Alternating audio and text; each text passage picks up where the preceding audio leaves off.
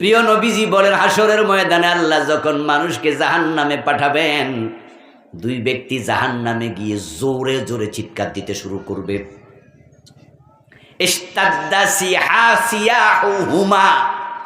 তাদের চিৎকার খুব জোরে হবে।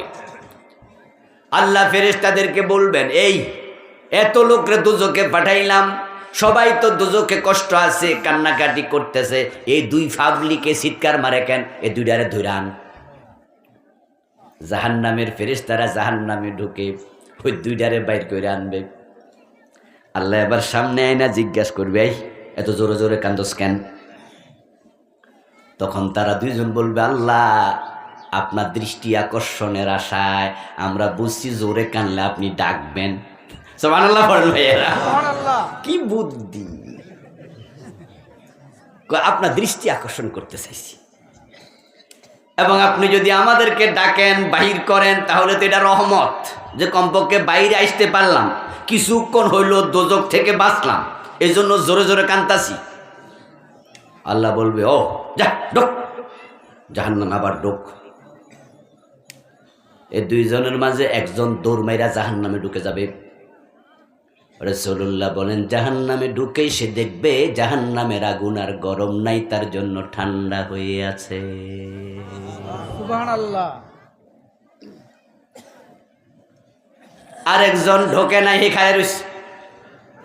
আল্লাহ তাকে জিজ্ঞাসা করে, এই মিয়া লগেরটা ঢুকলো, তুমি ঢুকলা না?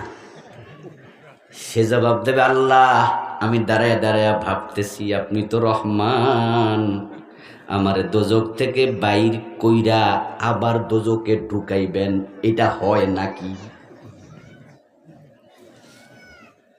আমার দোজখে দিয়ে তো আপনার লাভ নাই, তো আমার তো ডাইকা আনলেন, তো আইনা আপনি কোন ঢোক? আমি খাড়ায় খাড়ায় ভাবতাছি, আল্লাহ এটা কইল কি? আপনি তো রহমান, তো আমার দোজখে আবার ঢুকাইয়া আপনার লাভ কি? তাই আপনার রহমতের চিন্তা করছি আমি, এত রহমতওয়ালা আমার আবার দোজখে ঢুকায় কেন?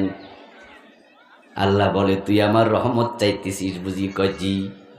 এবার ওডারে জিজ্ঞাসা করবো, ও মিয়া তুমি তাইলে দৌড়াইয়া ঢুকলা কেন? সে জবাব দেবে, আল্লাহ দুনিয়া থাকতে কথাবার্তা শুনি নাই, তাই মাইর খাইছি, আজগা না শুনলে আবার খাইনি,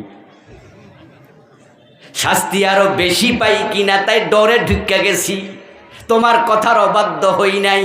আল্লাহ বলে, দুইটাই যেহেতু আমার করুণার ভিখারি, যা দুইজনকে জান্নাত দিয়ে দিলাম।